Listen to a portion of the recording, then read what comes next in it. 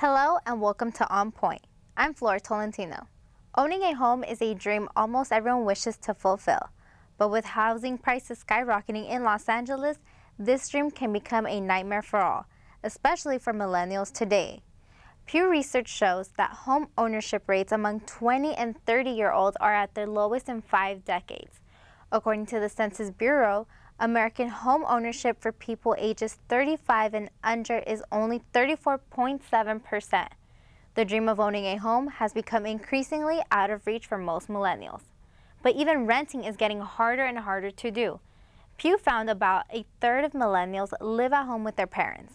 According to Fannie Mae's National Housing Survey, among people ages 25 to 34 who rent, 93% say they are likely to buy a home someday. But compared to earlier generations, today's young people are making less money, which increases their levels of debt, and they are more likely to be underemployed. On Point's Noemi Salcedo has more. Thanks, Flor. I would like to thank our guests for being here today.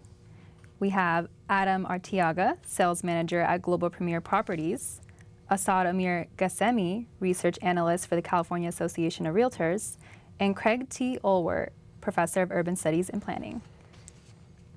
So we will begin with a question that's open for all. Is the American dream of owning a home ever going to be possible for this generation? And we'll go ahead and start with you, Adam, and then we'll make our way around. I think that's a definite possibility. I think that us as millennials got thrown into a generation where the cost of living, number one, was higher. The cost of purchasing a home is a lot more expensive than it was for the boomers. But I think with the proper a savings plan, it's a definite possibility. There's different programs for first-time home buyers, incentives, et cetera, especially right now with interest rates being so low, and they use the term to borrow money is cheap. So it's very cheap to borrow money from banks right now at a rate of 3.5%.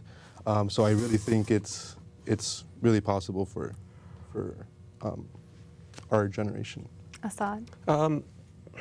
So the worry is, and where California goes, the rest of the country kind of follows, is that we're going to go into a European model of home ownership where baby boomers have their homes and then they transfer their homes down to their kids, and then no one else can kind of purchase. So you'll have like basically a landed gentry and then a whole bunch of other people who will be like renting. You see that in Los Angeles now. San Francisco is bad too. But the question then is like, can we build? Can we do enough to like reduce affordability and this lockout process that's kind of happening in the housing market? Craig. And I think some of that then just comes to the question of, do you stay in LA? You know, you can go to Houston, you can go to Dallas, you can go to Sacramento, and you can find cheap housing that's very affordable. Sure. So there's many places you can go, but it may be that if you're going to make the salaries you make, you need to leave this region. And if you look at the statistics of people who actually leave LA, it's 80,000 people, households left LA in the last year. That's up 5%. And it's 98% of people who don't have high school degrees. Half of them are millennials, right? So and it's even worse with people who have children. So people with children, people who don't have advanced degrees to make it in the labor economy, like they're the ones who are leaving. Is that leaving the region or the city? The city. So some of them go to Arizona. Wealthier people go to Texas. Some of them go to Inland Empire. Okay. Yeah. And so why do you think millennials are being discouraged from buying homes? I'm going to go ahead and start with Craig, and then we'll make our way around. I think most of it's just the availability of jobs, and that most of them haven't found good-paying jobs to help cover the costs of buying the houses. So I think most of it's just where the incomes have leveled out. And I think with the recession finally really recovering on the job side, that we're going to see that start changing. So there are wages, there's the cost of money, as Adam said, and then there's marriage. Marriage is a leading indicator for buying a home. And so right now between like millennials and baby boomers, there's a giant gap in, the greatest generation, by the time they were 35, 65% of them got married. I think for millennials, it's 25%. And so like that tells you like once people get jobs, then they can get married, and then they can, because now you need 2 incomes to purchase a home, especially, and then you can purchase a home. So I think that's what it comes down to. Well, just to piggyback off what Craig said, he mentioned that we were coming off a recession, and it's a little bit more I say not a little bit, much more difficult to purchase a house than it was in 2008. However, we are seeing a great recovery in the economy. So these jobs that are coming out, there's more money to be made. And then to piggyback off what Azad said, it's basically getting the millennials into a mindset where they're not going to be taking advantage of, in terms of a lot of people were, taken advantage of in that market. And in this market, I think people still have that same stereotype that, predatory lending, et cetera, but they're not really informed of what's actually going on in the current market. And I want to say 45% of all people that bought a house last year were first-time home buyers. And with that, 45%. Oh, wow. Okay. So it's almost half. Mm-hmm. So with that said, a lot more people are being motivated to buy. And we're, us as realtors, we're advocating for them to buy because we want them to take advantage of the market that we're in now. And to kind of build off of that, do you feel it's more beneficial for millennials to rent right now or to buy homes? That's a great question. I have an associate here with me today. His name is Edgar. I met Edgar about 2 years ago. He approached us, and he said that he wanted to rent. And I told him, I said, well, why do you want to rent if you can almost pay the same thing for a mortgage? Mm-hmm. And he said, wow, I didn't know that. And that's a perfect example because he's a millennial. He wasn't informed. I said, let's set up an appointment. Sure enough, came to my office. We pre-approved him for a home loan. And he's like, wow, I didn't know I qualified and I didn't know I can buy something. Sure enough, 2 months later, he owns a condo in Santa Clarita. And now he's a homeowner, and what? He accomplished the American dream. So I would advise maybe a case-by-case basis. But for what rents are going for right now, you can almost obtain a home mortgage for that. And what impact does this type of housing and rent situation have on the economy, whether it's here in LA or California as a whole?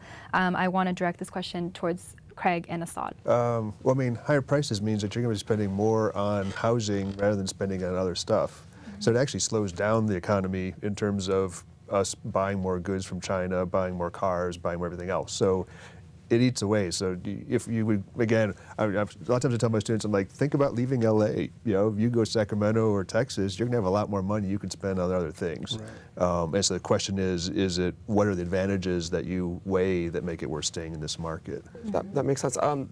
It goes to inequality too, right? If you're paying, if you have to work until you're 40 to buy a home, then that's 20 years of equity or building home equity that you haven't been doing, and then that's money that then doesn't get passed on to your children. That's a home that doesn't get passed on to your children. So that kind of on a macro scale, it kind of builds on itself, right?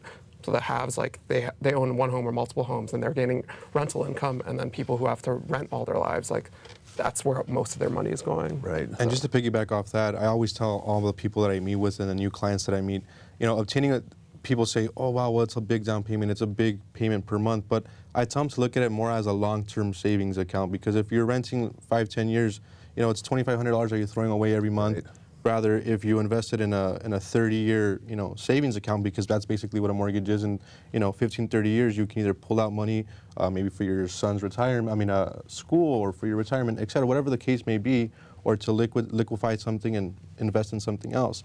So there's more advantage to that rather than renting something. It also depends on where you are, right? Places where the home prices are going up fast, Exactly. Buying as a hedge against that. So you lock in a lower price of or I guess a lower cost of living over the long term. But it depends on what your job is, where you need to be. When I first moved to LA, I rented for about a year, and I've watched that apartment complex, and every year it's $100 more a month. Right. And I'm glad I bought, because my mortgage is a 30-year fixed mortgage, so it stays flat, and it's less than what I'd be paying for this. Even if you have rent control, yeah. And if I didn't, otherwise I'd be constantly moving to a worse apartment, because my salary hasn't gone up the amount that the rent has gone up, percentage-wise. Sure. Okay, so moving forward, we went around campus to ask students about their current living situation and their thoughts on the possibility of owning a home after graduation, and here's what they had to say. That's no for nobody, I'm pretty sure.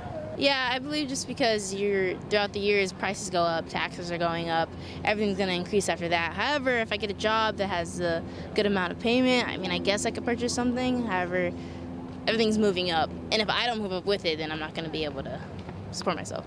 No, I definitely can't buy a home out of college by myself, for sure not. So.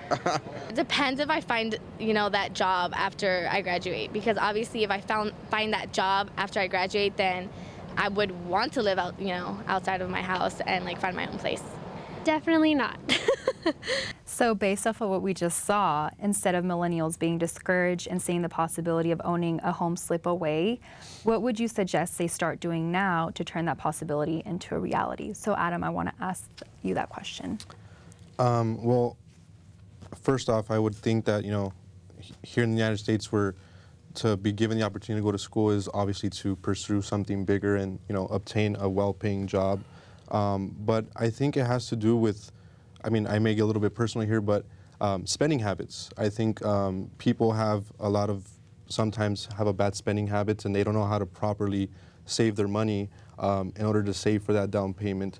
And I think if people properly look at their finances, of course, once they obtain their job of their career, whatever the case may be, then they can go ahead and pursue that.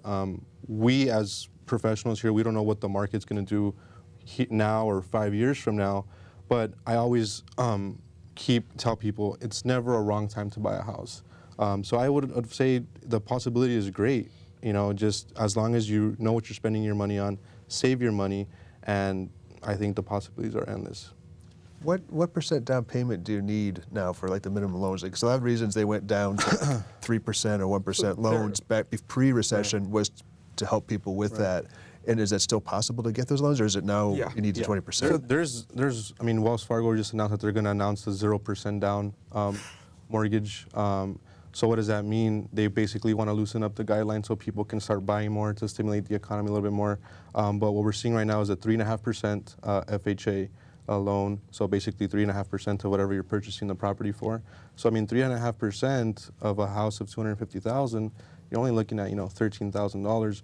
Which is not a lot compared to what people were buying homes with before, 20% down payment, 30%, and that was kind of hard to obtain with, not being paid as much as, et cetera. That has a little bit of a down payment insurance on top of it to make it safer for the lenders. But but 3.5% is that 0%. You do have the mortgage insurance included in that. Yeah.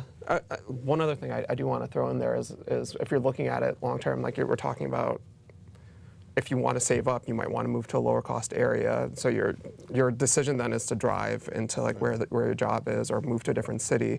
A third thing on a longer or larger scale is to become more politically active about getting LA to build more housing, and that's housing that you're going to live in. That's housing that your kids are going to live in.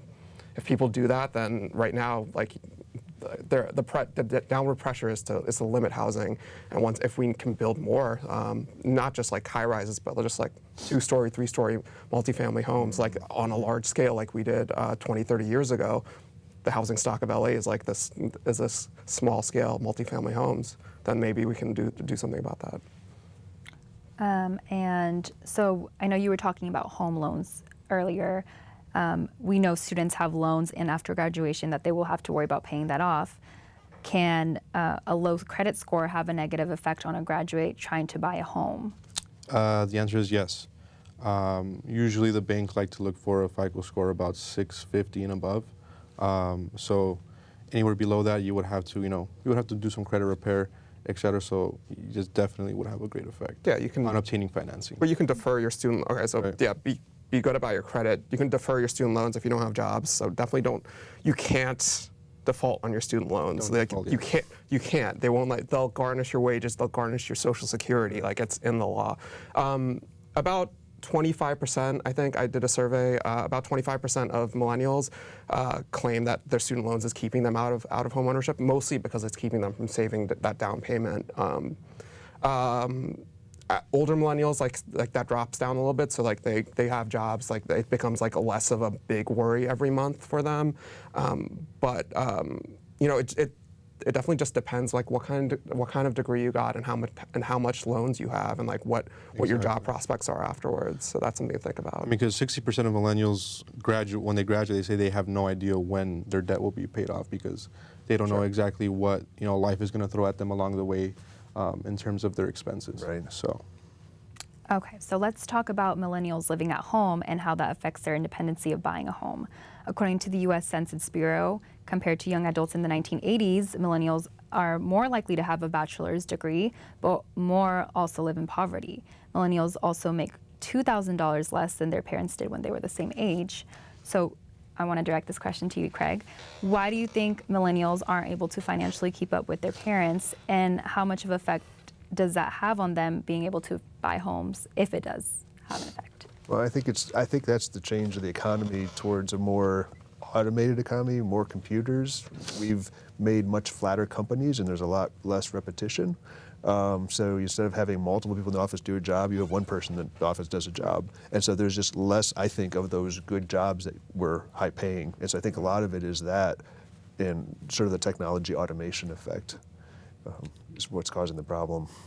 And on the same topic, California has the highest percentages of about 35% of millennials ages 18 to 34 years old that still live at home with parents.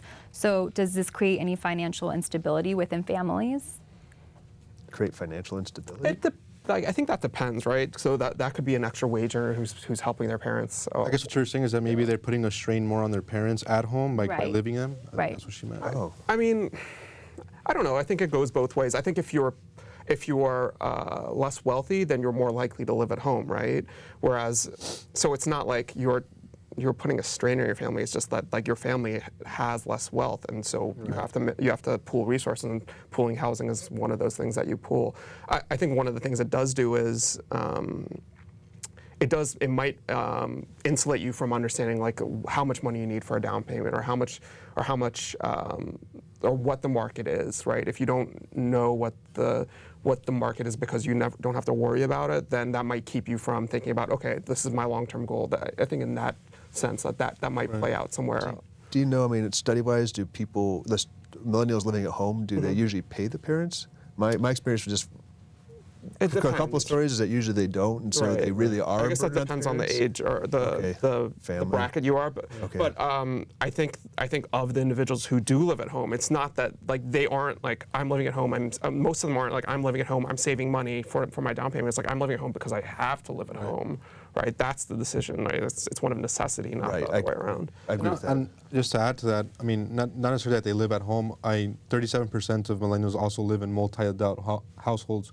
So what I mean by that is that they also live with roommates, friends. You know, they rent a house together, et cetera, because they can't afford to either rent a house on their own or purchase. And also to add to that, a lot of these, once they get out of college, a lot of these jobs aren't paying the same. And now you need a higher ranking degree, whether it's a master's, et cetera, in order to maintain that certain threshold of income. Compared to their parents, exactly. Definitely.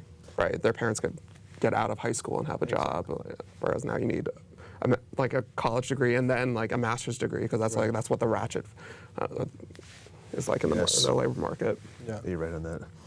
Okay, so now let's move on to the issue of buying or renting in Los Angeles. Many students believe living in Los Angeles can be unreasonable, and let's see what they had to say about that. It could be a little cheaper. I'm not, but I am because, like I said, I have my own room, I got my own space. The house itself is pretty decent, and I've moved from there out of the dorms. And in the dorms, pretty much this year, I think it went up to $900 to share a room. I'm not satisfied just because the apartment building has issues probably every other week, or our water's getting cut off, or my neighbors are crazy loud. It's very, very expensive, especially in Los Angeles, and never mind San Francisco. It's probably one of the most expensive places to live, and there's very slim chance, unless I have a very high-paying job, that I can move out shortly. I think it would be cool to move out and just like get that experience, but unfortunately, due to financial issues, I cannot get that full experience. As long as I could find a good-paying job, yeah, because honestly, it's just too expensive. The cost of living here is insane. So, Craig, what do you think drives millennials to want to move to big cities or near big cities like Los Angeles or San Francisco? For CSUN students, a lot of it is because it's home. We have a lot of people who are just from, and so people don't really want to leave home. So partially it's that, and then just the attraction of, we have wonderful climate and so many options and opportunities for entertainment that people want to stay here. So I think you sort of have both. And then Los Angeles, I think you also just attract a lot of people who want to make it big in the entertainment industry. jobs in general, though. People like the jobs are in the cities, and I think that's a giant driver of it. Especially high-paying jobs, that they're in the bigger cities and not in some second-tier cities, but definitely those second-tier cities like Austin and Charlotte are getting expensive too. Right. Yeah. And Azad, I'm going to ask you this question. So are short-term rentals such as Airbnb affecting the opportunities for millennials to be able to live or even afford like housing, rent in LA? I think it goes both ways, right? So if you have an apartment, then you're able to rent it out to supplement your income. So there's part of that. Then the question is like how much of the housing stock in an area is being used for Airbnb. In places like Venice, it's a kind of large amount actually. So, but housing in Venice hasn't been cheap in a long time though. So it goes both ways. I guess it depends on whether you get lucky with having an apartment in a high amenity area that people want to visit. But it could like reduce the housing stock for rentals. I think it would if you own the apartment building, you want to convert it to Airbnbs. Yeah. Right. And well, there are buildings in Venice that are 100 that the owners saw that the renters were turning in the Airbnbs and were like, well, we don't need a middleman. They completely got rid of the renters and they just turned it into Airbnb on the beach. Yeah. Turns out more lucrative that way. Yeah, it is, especially if you have a high turnaround. Exactly. The three of you touched base about this earlier, and we were talking about how millennials are putting off marriage and having kids and whatnot. So do you think these events have a big impact on the real estate business, Adam? I want to say yes and no. I think that also kind of goes into culture. But to answer your question, most people, millennials, wait till they get married to make that investment. Number one, too, so they can have both incomes coming in, so they're able to qualify for a larger property because the average price of real estate here in Southern California is $472,000, and to qualify for a home loan, that you're almost looking at an income of almost $90,000. So if you have the husband and wife both making $40,000 a year, $45,000, whatever the case may be, that's what they're waiting for in order to have that opportunity. Because if they're doing it by themselves, $40,000 doesn't really give them enough purchasing power to purchase in this market. So that kind of answers your question a little bit. And finally, I'm going to ask the three of you. We'll start with Adam. Awesome. What are some of the solutions for millennials to gain full independence and buy their first home? Like I said before, I think there's a lot of incentives for them. Not just them, but I'm talking about first-time home buyers in general, and them being more informed.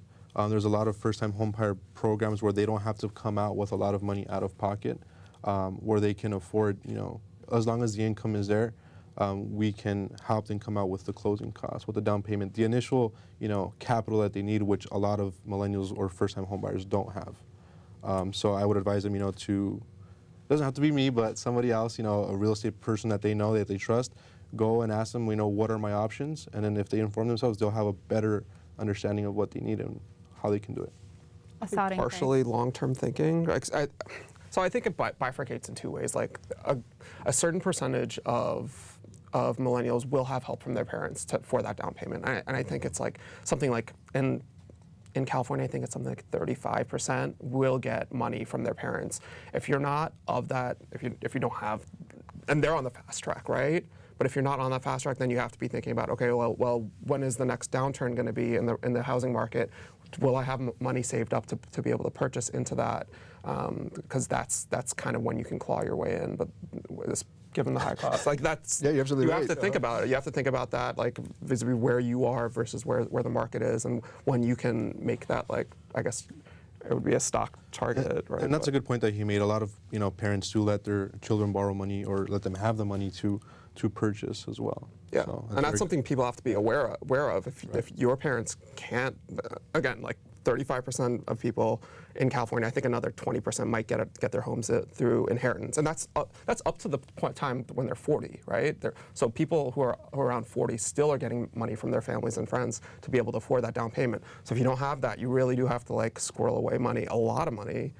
Depending on the cost where you want to live. Exactly. Well, I think the other thing is just the value of the education and making sure you get internships and really get that career job, because I think the career jobs can lead towards the better better paying positions that will help increase the income to get people there. What was the other piece? I think that's a big part of getting better housing. Get the degree. I would like to thank our guests for being here today. Thank you very much. Pleasure. Thank you.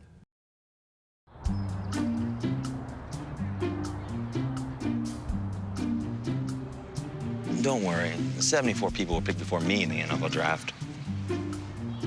To fight childhood obesity, United Way and the NFL are helping kids play at least 60 minutes a day.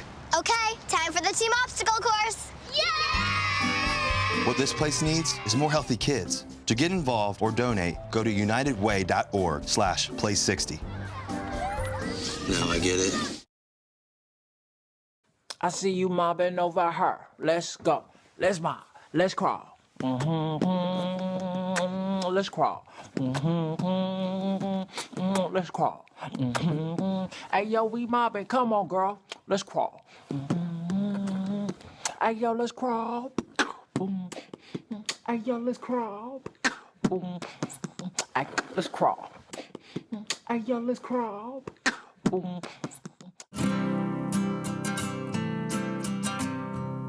Every day across America, excess food is gathered by a network of good people at local food banks, giving hope to millions of children who struggle with hunger.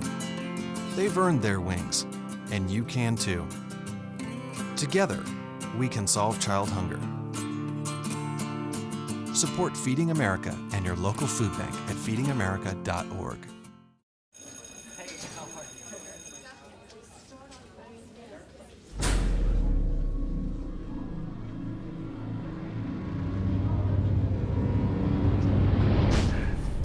You guys going to my party on Friday? Yeah, dude, it's gonna be crazy. All right. What's up, dude? I'm loving your jacket. Don't be such a fag. If you don't mean it, why say it? Words hurt. Think before you speak.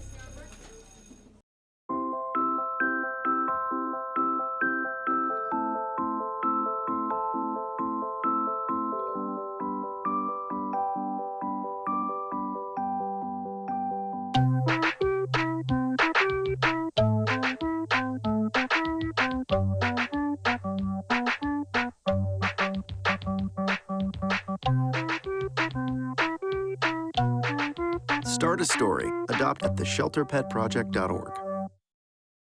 Thank you for watching On Point. You can follow us on social media at CSUN On Point. You can hear us on KCSN 88.5 FM on Sunday mornings at 5:30.